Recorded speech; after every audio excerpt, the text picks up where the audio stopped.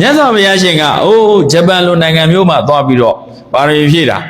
အမေရိကန်နိုင်ငံလိုမျိုးမှာသွားပြီးပါရမီဖြည့်တာမဟုတ်ဘူးအိန္ဒိယနိုင်ငံဆိုအတော်စုပ်တဲ့အတော်နှုတ်တဲ့အတော်ဘယုတ်ဒုက္ခတွေများတဲ့နိုင်ငံမျိုးမှာပါရမီဖြည့်တဲ့အခြေအနေပိုများတယ်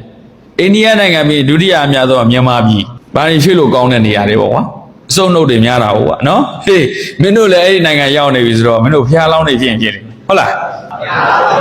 မသာလောင်းတော့သိကြတယ်မင်းတို့ဖျားလောင်းတော့မသိကြဟုတ်လားအဲ့လိုနဲ့ဘုရားလောင်းဟာဘာလို့ဖြည့်ခဲ့တဲ့ကနောက်ဆုံးဘုရားဘုရားဖြစ်တော့မယ်ဆိုတော့သူ့မိသားဘုရားအစိုက်တဲ့ဝိသန္တရာဘုရားကျတော့ပါရမီရပြည့်သွားပြီပါရမီပြည့်သွားတဲ့နောက်မှာနတ်ပြည်ရောက်သွားတယ်သုတိတာနတ်ပြည်တဲ့ဘယ်နတ်ပြည်လဲလေသုတိတာနတ်ပြည်မှာသေတကတုနတ်သားအနေနဲ့အရေးချင်းရှိတဲ့သူတွေကိုတလောကလုံးကတောင်းတောင်းမှန်မှန်နဲ့ခေါင်းဆောင်တင်မြောက်တာဘုံဘုံအဲ့ဒါလေအားကြိုက်ဆိုင်ကော်လို့ခြုံပေါ်ရောက်တာမဟုတ်ဘူးသူများကကြိုက်လားမသိမကြိုက်လားမသိဘဲနဲ့ခေါင်းဆောင်ဖြစ်တာမျိုးမဟုတ်ဘူးတောင်းတောင်းပန်ပန်နဲ့အားလုံးကမျက်မျက်နှုံနှုံနဲ့ဖြစ်တဲ့ခေါင်းဆောင်မျိုးနတ်တွေရွာတွေရောက်လာတယ်ဘုရားလောင်းနှသားတဲ့လူပြည်မှာဘုရားတဆူးအနေနဲ့ခေါင်းဆောင်မှုပြုဖို့အချိန်ရောက်ပါပြီတဲ့ခေါင်းဆောင်ပေးပါလောကသုံးပါးကိုခေါင်းဆောင်ပေးပါလူလောကနတ်လောကဗြဟ္မလောကမှာအကုန်လုံးခက်ခဲပြဿနာတွေများနေဖြည့်ရှင်းနိုင်တဲ့သူလည်းမရှိဘူးယုံကြည်လောက်အောင်ဥဆောင်တဲ့သူလည်းမရှိပါဘူးတဲ့ဘုရားလောင်းခေါင်းဆောင်ပေးပါအဲ့ဒါဘုရားလောင်းခေါင်းဆောင်တာတော့ဟုတ်ပါတယ်ကွာအခြေအနေတွေကြည့်အောင်မယ်ခေါင်းဆောင်တော့အမြဲတမ်းစဉ်းစားအခြေအနေကြည့်တဲ့အခါကျအဲ့ဒါကိုကြည်ချင်း၅ပါးလို့ပြောတယ်သူခေါင်းဆောင်ရမယ်ဝင်းကျင်ကိုသူကြည့်အကဲခတ် organizational behavior ကိုအကဲခတ်အဲ့တော့အဲ့ဒီဝင်းကျင်ကိုကြည့်လိုက်တဲ့ကနံပါတ်1ဘာလဲတော့ကာလတဲ့အဓိပ္ပာယ်ကဘာတော့အဓိပ္ပာယ်ကသူတသိန်းနဲ့ရဲ့အထက်မှာဘုရားမဖြစ်ဘူးဘာဖြစ်လို့လဲဆိုလူတွေကအဲ့မှာအိုနာသေးဆိုတာမရှိဘူးတသိန်းနဲ့ရဲ့အထက်မှာလူတယောက်သေးတဲ့ရန်ကုန်ကလူတယောက်သေးတဲ့ဆိုတာဟိုစင်ကာပူတို့မလေးရှားတို့ကနေလာပြီးတော့လာကြည့်ရဒီပြည်တွင်းကလည်းလာကြည့်ရလူသေးတယ်ဆိုတာမမြင်ဘူးတဲ့အဲ့ဒါလောက်ထိတောင်အိုနာသေးရရှားတဲ့ဗျအခုကျတော့မင်းသေးတယ်ကြတာဟုတ်လာ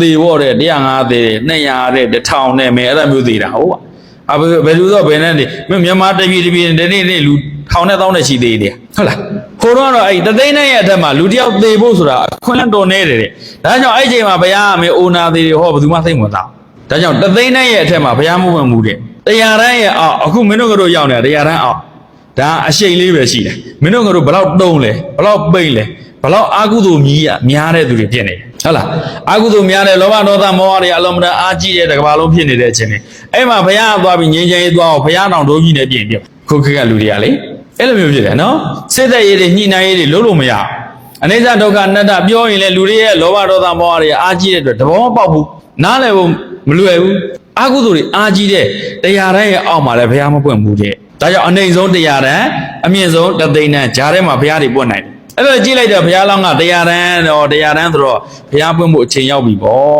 ့ဒီတက်တော့နောက်ကျနေလို့မရအောင်နောက်ဒါမဲ့နှစ်ကဒီပတဲ့အဓိပ္ပာယ်ပါတယ်တော့ဟဲ့အမေရိကန်မှာဖြစ်လို့မရဘူးဂျပန်မှာဖြစ်လို့မရဘူ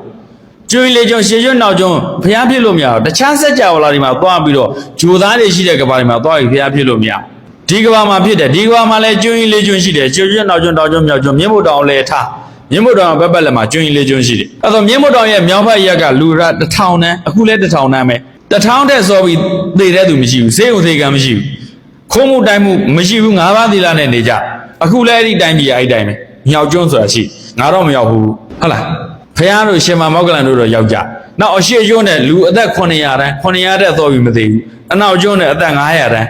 ဒီတောင်ကျွန်းကြတော့မမြဲဘူးကွာအသက်က10နှစ်ထိလည်းရင်ပြသွားမယ်တက်သွားရင်လည်းနတ်တွေတောင်တက်ရှင်ရှိသွာ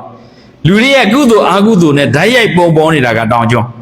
အဲ့ဒီလိုတောင်ကျွန်းမှာပဲဘုရားတွေကပွင့်နေတဲ့ဒါကြောင့်ဇဗုရိပါလက်ရတောင်ကျွန်းဩဘာနမိတ်ထွန်းတယ်ဆိုတာဒါကိုပြောတာတောင်ကျွန်းမှာပဲဘုရားပွင့်သူထုံးတယ်ရှိအဲ့ဒါဒီပဘုရားပွင့်ဖို့ကျွန်းဒီနေရာတွေကအကုန်လုံးခင်းချင်းတွေကောင်းနေပြီလားလို့ဒါကြည့်နောက်နံပါတ်3အားလုံးဖတ်ကြည့်ပါလေတော့ကြဲကြဲဖတ်လိုက်ကမ္ဘာမှာ195နိုင်ငံရှိတယ်ဘယ်နိုင်ငံမှာဘုရားဖြစ်လို့မရဘူးအိန္ဒိယနိုင်ငံမှာပဲဖြစ်လို့ရ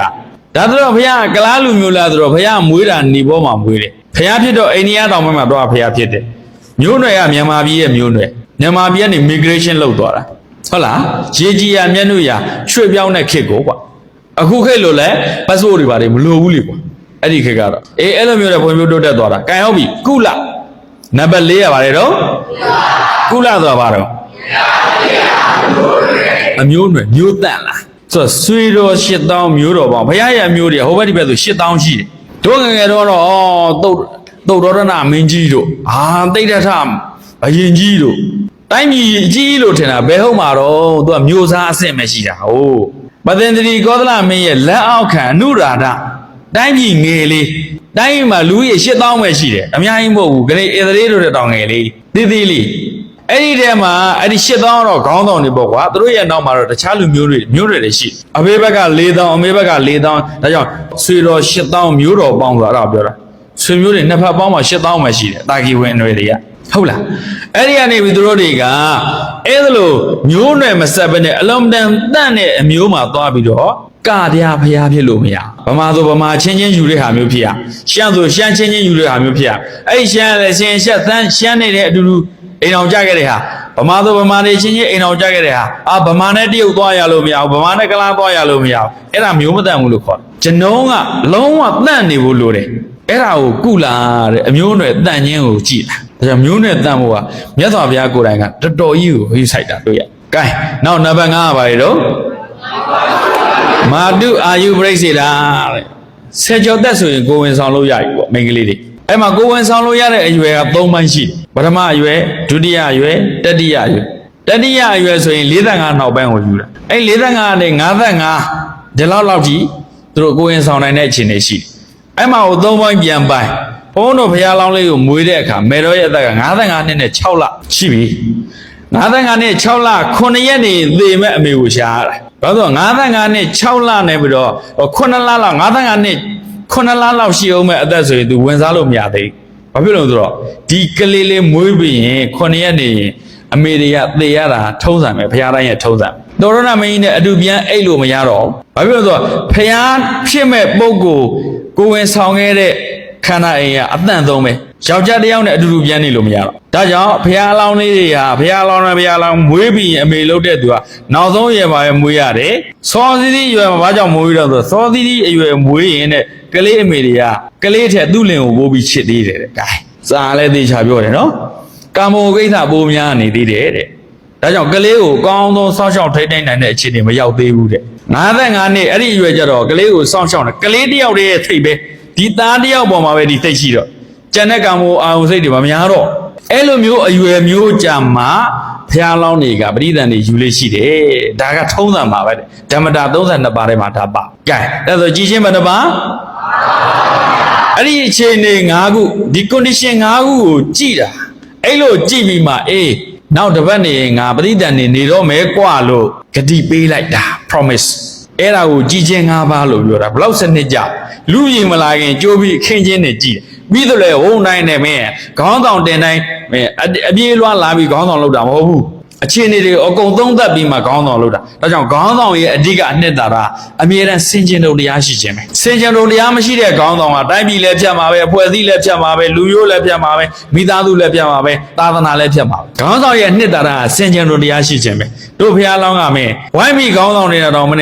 မြက်ကရုဆာပြမင်းအာရဝန္တာကြီးလာတာမဟုတ်ဘူးချင်းနေတွေကြည်သေးတယ်တို့ကဒါကြောင့်ကြည်ညိုတာဘုရားကြည်ညိုတယ်ဆိုတော့အဲ့ဒါမျိုးတို့ကသိပြီးတော့ကြည်ညိုတာတခုချင်းစီတိုင်းကအတော်စနစ်ကြတာပဲလို့တို့ဘုရားကနော်ဒါတို့သမီးတို့တခြားဘာသာတွေလည်းလေ့လာကြည့်အဲ့ဒီကြမှာအနှစ်သာရချင်းကွာသွားလိမ့်မယ်တချို့ဘာသာကောက်ဝုတ်ပုံမွေးတယ်ကွာဖေးမပေါ်ဘူးကွာလင်းကောင်းမပေါ်ဘူးမေလှုပ်တဲ့တွေဘလောက်ဆော့တယ်နော်လင်းကောင်းမပေါ်ဘူးအဲ့လိုလူကိုဘုရားလှုပ်ပြီးကိုးကွယ်နေရတာတွေအများကြီးရှိတယ်တို့ဘာသာတော့ရှင်းရှင်းပဲဖေးဘယ်သူမအေးဘယ်သူတိတိကျကျရှင်းရှင်းလင်းလင်းရှိတယ်ဟုတ်ပြီနော်